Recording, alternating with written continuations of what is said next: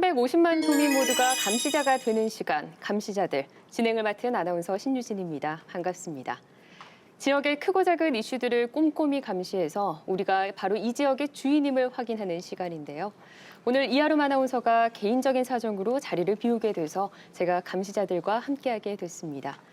평소에 애청하는 프로그램이어서 우리 패널분들을 다 한번 만나 뵙고 싶었었는데 오늘 이 자리에서 이렇게 인사를 드립니다. 반갑습니다. 네, 반갑습니다. 스튜디오가 굉장히 좋네요. 네. 많은 분들이 이제 패널로 우리 새롭게 오면은 MC분들이 물어보시거든요. 막 소감이 어떠시냐 물어보는데 이번에는 저희가 물어봐야 될 것 같아요. 신유진 아나운서 감시자들 처음 나오신 소감이 어떻습니까? 글쎄요. 일단 긴장이 많이 되고요. 얘기를 하면서 좀 긴장이 풀리지 않을까 싶은데 오늘 아무튼 최선을 다해 보겠습니다. 자, 얼마 전에 태풍 때문에 우리 지역에서도 좀 큰 피해가 있었는데요. 오늘 하늘을 보니까 너무 무심할 정도로 아주 맑습니다. 가을 하늘인데 오늘 좀 보셨나요? 예, 되게 역시 가을 하늘이 높구나라는 걸 실감할 수 있었는데요. 근데 저는 이번 여름이 정말 좀 지난했죠. 끝나지 않을 것 같은 그런 느낌 속에서 여름을 보냈거든요. 추석 이후에도 여전히 계속 더웠고요. 태풍도 좀 늦게 왔고. 그런데 그래도 가을을 이렇게 맞게 되니까 역시 자연의 순리는 어길 수가 없는구나라는 걸 느꼈습니다. 네. 저희는 이제 고등학교 친구들하고 이제 지리산 둘레길을 가보려고 하고 있고요. 그래서 낙엽도 밟고 저 단풍도 보고 오랜만에 또 친구들하고 막걸리도 먹으려고 그렇게 준비를 하고 있습니다. 네, 좋습니다. 자, 그런데 지난해 가을과 또 올해 가을의 다른 점을 좀 꼽아보자면 뭐 여러 가지 많겠지만 김영란법의 시행 전후로 나눌 수 있을 것 같습니다. 김영란법 시행이 이제 2주 차에 접어들었는데요. 일상생활에 좀 변화가 있으신가요? 사실 김영란법 이렇게 하지 않습니까? 네. 사실 진짜 이름은 부정청탁 및 금품 등 수수 금지에 관한 법률이라고 저는 알고 있습니다. 네. 요즘 뭐 식당에 가 보니까 뭐 김영남 코서 뭐 이런 게 상당히 네. 많더라고요. 메뉴가 나왔죠. 예. 이 법이 29,900원. 29,000원에서 29,900원. 이 법이 정말로 급속도로 우리 생활 속에 지금 파고들고 있는 것 같습니다. 네, 제도가 정착되려면 시간이 좀 필요하겠지만요. 그래도 뭐 법 하나로 사회가 바뀌겠어라는 좀 그런 시각보다는 그래도 공정한 사회를 위해서 내가 동참한다라는 생각으로 적극적으로 참여했으면 좋겠습니다. 자, 그럼 이제 본격 감시 시작해 보겠습니다. 첫 번째 감시 리스트는요. 도민의 관심과 기대 속에 이어지고 있는 거리의 무법자, 난폭버스 집중 추격입니다. 감시자들이 지금까지 줄줄 새고 있는 시내버스 보조금에 대해서 3차례 각각 다른 사례들을 통해서 고발했는데요. 먼저 한밤중 창원 시내를 달리는 유령버스의 실체, 또 지선버스에 달린 현금 자동 개수기의 비밀, 그리고 지난주 버스업체의 가포고등학교 앞 불법 연장 운행까지. 그런데 놀라운 사실은 이런 꼼수들 뒤에는 버스업체들의 조직적인 움직임이 있었다는 겁니다. 지난주 버스업체의 기사교육 현장에서 그 실태가 여실히 드러났는데요. 이쯤 되면 창원시가 좀 특단의 대책을 내놔야 하는 게 아닌가 싶었었는데 드디어 지난주 그 교통정책과에서 좀 변화가 있었다고요? 교통정책과는 변화가 늘 좀 잦았어요. 네. 잦았는데 네. 혹시 기피부서인가요? 거기가요? 기피부서라고 제가 아니겠지만. 기피부서라고 단정 짓고 싶지는 않고요. 네, 근데 그 변방부서죠, 이제 인사 그래도. 이동도 좀 사실 작게 있지 네. 않았습니까? 네. 최근에도 또 인사 이동이 있었던 걸로 알고 있고요. 일단 새 팀을 지금 꾸렸어요. 최근에 그래서 교통 개선팀을 신설을 했는데요. 새로운 인력을 뽑았죠. 버스 시스템의 전반적인 검토는 물론 현장 조사에 이제 투입될 인원이죠. 감시를 철저히 하기 위해서 10명의 인원을 추가로 또 배치를 했습니다. 네, 새로운 팀 신설로 전반적인 버스 정책에 변화가 있을 수 있을까요? 어떤가요? 그럼에도 불구하고 개선을 하겠다는 이제 의지가 반영이 된 거죠. 네. 그래서 대단히 긍정적이라고 생각이 들고요. 열심히 할 수 있도록 우리 감시자가 응원해 드리도록 하겠습니다. 네. 아마 10명이면은 충분히 기획을 하기도 하고 주도적으로 할 수 있다고 보고 여기다가 이제 대학생이나 고등학생의 어떤 서포터즈 형식이라든지 그다음에 시민단체라든지 그다음에 언론은 캠페인을 해줘야 될 것 같고요. 그다음에 창원시의회가 같이 한다고 했으니까 이것들을 아우를 수 있는 범기구가 만들어져서 어떤 시스템이나 매뉴얼 이런 것들을 갖춘다면 충분히 가능할 것 같고 교통정책과에게 바라는 점은 이제 골문 점들을 도려내는 것을 좀 무서워하지 않았으면 좋겠어요. 네. 겁내지 마시고 우리 시민들도 함께 할 거니까요. 더욱더 추진을 좀 했으면 좋겠습니다. 이게 이제 팀만 꾸린다고 되는 게 아니라 가장 근본적인 문제 해결을 위해서는 구조적인 문제에 대한 개선도 병행이 돼야 된다는 거죠. 그러니까 기존에 이제 뭐 공동 배차자라든가 노선 전단지에 대한 전반적인 틀을 바꾸는 그런 시스템을 바꾸는 노력이 동시에 진행되지 않으면 이 뭐 팀을 아무리 만들어도 이 동시에 이제 투트랙으로 가야 된다는 것이죠. 네, 좀 더 지속적이고 또 촘촘한 관리 감독이 필요하겠다라는 말씀해 주셨습니다. 오늘은 저희가 수익만을 쫓는 버스업계의 잘못된 관행, 그 완결판이라고 해야 할까요? 놀라운 사실을 하나 또 밝혀냈습니다. 승객이 많은 창원 시내 주요 버스 정류장에 난데없이 버스를 세우는 의문의 남성이 출몰한다는 제보를 받고 저희 제작진이 들어갔는데요. 일단 3개월이 넘는 시간 동안 끈질긴 추적을 통해서 이 남성의 정체가 드러났습니다. 도대체 버스 정류장에 출몰한다는 이 버스 미스테리남의 정체는 무엇일까요? 하루 평균 58만 명의 시민이 이용하는 경남의 시내버스. 무엇보다 안전해야 할 대중교통이 도로 위에 무법자가 된 지 오래. 아찔한 고개 운전을 이어가며 승객들의 생명마저 위협하고 있는 시내버스 난폭 운전. 고질적 병폐인 경남 시내버스의 실태를 집중 감시합니다.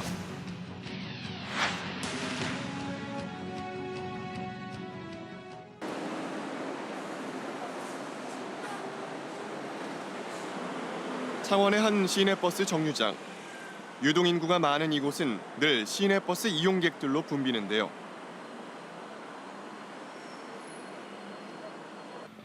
그런데 이곳에 승객을 모두 태우고도 출발하지 않는 수상한 버스들이 자주 목격된다고 합니다.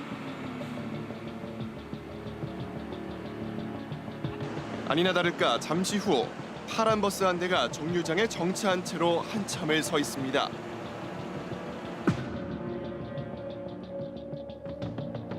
이런 버스들이 한두 대가 아니었는데요. 도대체 이 버스들은 왜 혼잡한 정류장에 우두커니 멈춰서 있는 걸까요? 사무실 직원분들이 나와서 항상 대기를 하고 있습니다. 우리 차를 세웁니다. 정장에 서가지고 못 가게 딱 이렇게. 네, 눈치를 다 주시고 네, 있습니다. 정류장에 나와 버스를 멈춰 세우는 사람. 그 존재만으로 버스들이 멈춰 선다는데요. 경남대 입구에 그 철문 앞에 여기 다 대놓고 사람이 안 보여도 그 앞에 차가 서 있으면 그 차를 기사들이 알기 때문에 서 있습니다. 제작진은 버스를 세우는 이 의문의 남자가 자주 출몰한다는 정류장을 골라 잠복 취재에 돌입했습니다. 3개월에 걸친 끈질긴 추적 끝에 드디어 수상한 차량 한 대를 발견했는데요.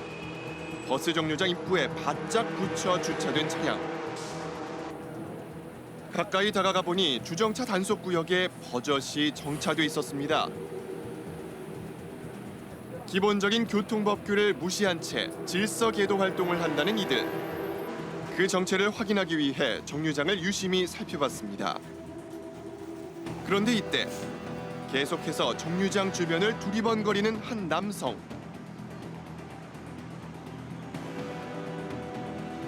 버스가 들어오는 걸 확인한 후 슬며시 버스 근처로 다가서는데요. 그러자 기사에게 무언가를 건넵니다. 대체 뭘 건넨 걸까요? 조금 더 가까이 다가가 살펴봤습니다.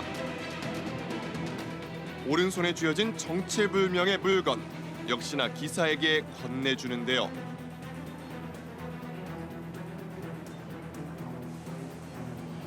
자세히 살펴보니 에너지 음료입니다.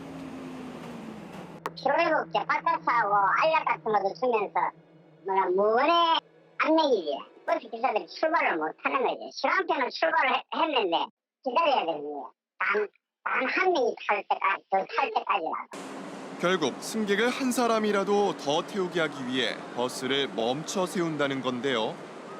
남자가 수신호를 주자 출발해야 할 버스가 고장이라도 난 듯 멈춰서는 모습을 확인할 수 있었습니다. 한 신호를 무조건 몽가게 잡는 거지. 거의 배사장이 하지. 마시면 되지. 뭐 가는 격으로 그렇게 하는 게. 회사의 수익을 올리기 위해 오래전부터 해왔다는 황당한 버스 세우기. 문제는 이런 업체의 행태가 버스 기사들을 난폭 운전으로 내몬다는 겁니다. 거기서 출발을 못하면 난폭운전하고 신호위반이 기다리고 있지. 그렇죠. 그렇게 하면 배철시간 맞죠. 못 맞추지. 실제로 정류장에 한참을 멈춰서 있던 이 버스들이 이후 난폭 운전을 일삼는 것을 직접 확인할 수 있었는데요.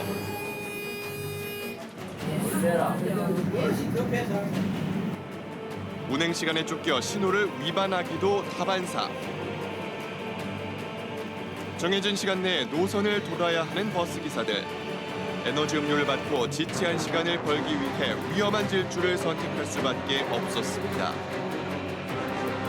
시내버스 난폭 운전은 대형 인명사고로 이어질 위험을 늘 안고 있는데요.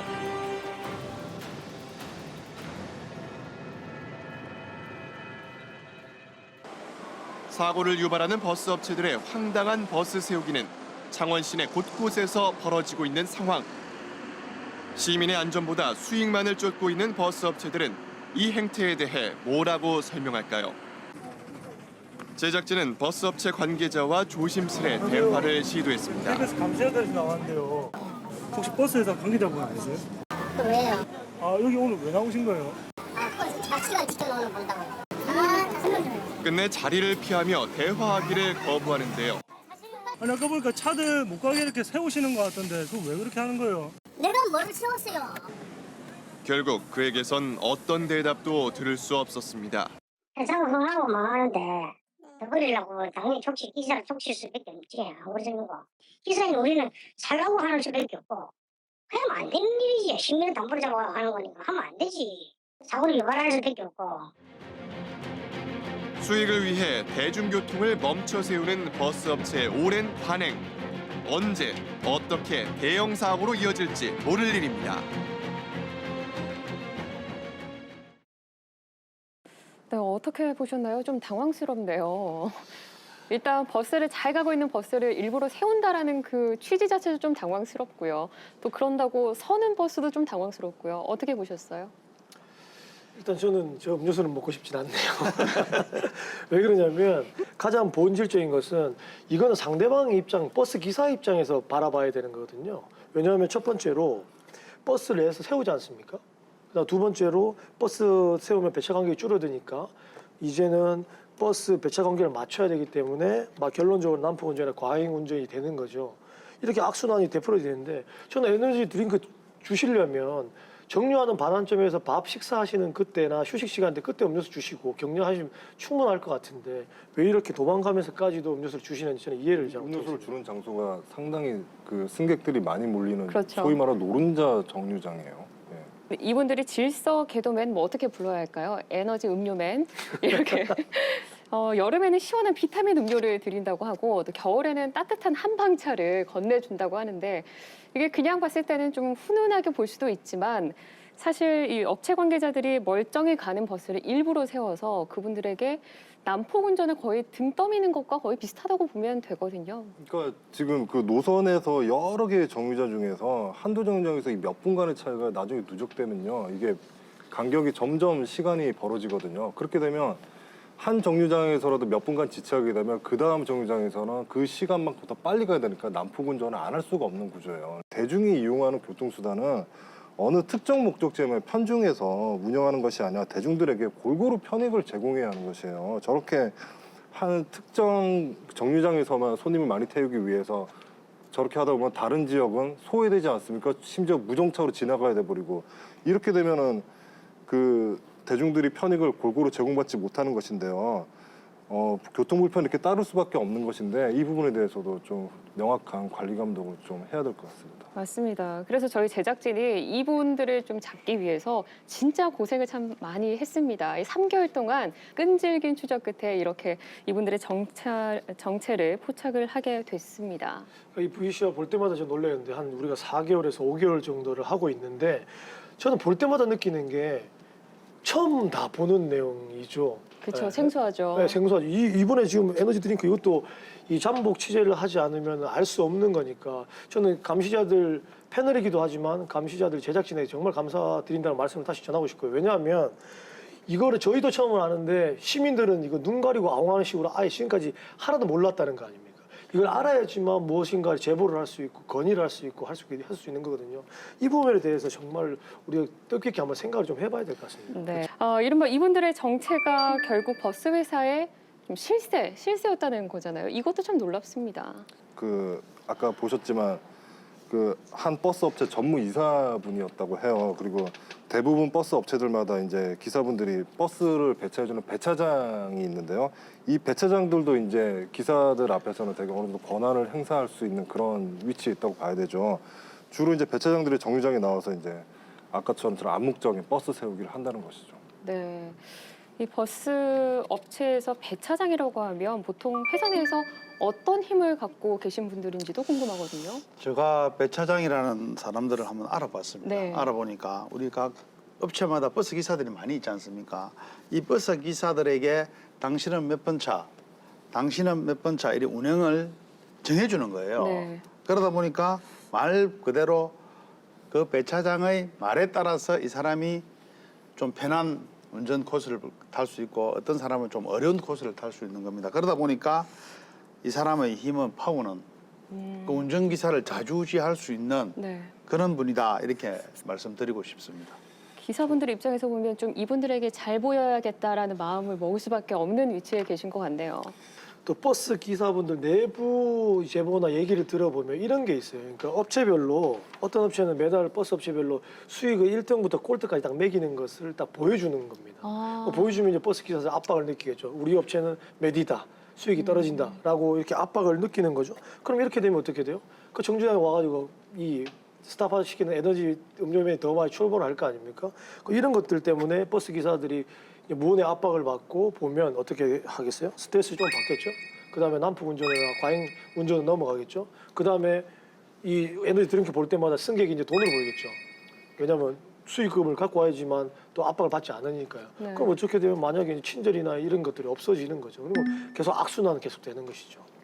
이렇게 되면 기사분들한테 시내버스가 그러니까 시민들의 발로서 시민들한테 편익을 제공해야 된다는 이런 마인드가 심어질 틈이 없어요. 네. 그냥 회사는 돈을 벌어야 되고 어떻게든 수익을 빨리 가져다 줘야 되겠다. 그게 우선해야 된다라는 인식이 심어질 수밖에 없는 거죠.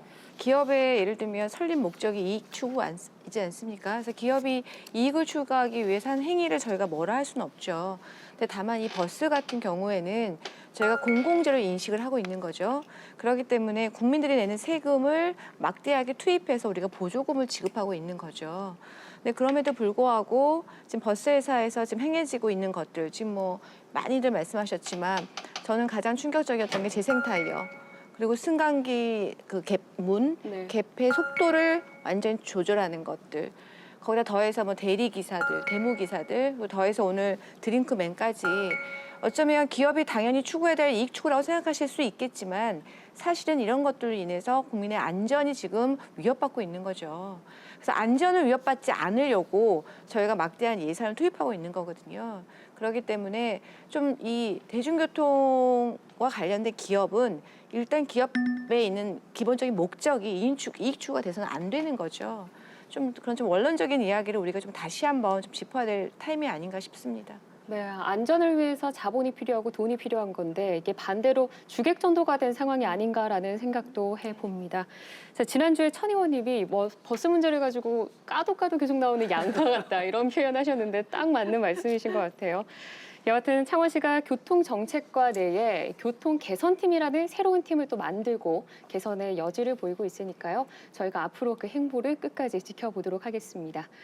안전한 시내버스 만들기는 도민 여러분과 함께하고 있습니다. 버스와 관련된 제보 언제든지 좋고요. 전화 055-280-7372번이나 감시자들 홈페이지 시청자 게시판을 통해서 하실 수 있습니다. 여러분의 많은 제보 기다리고 있겠습니다.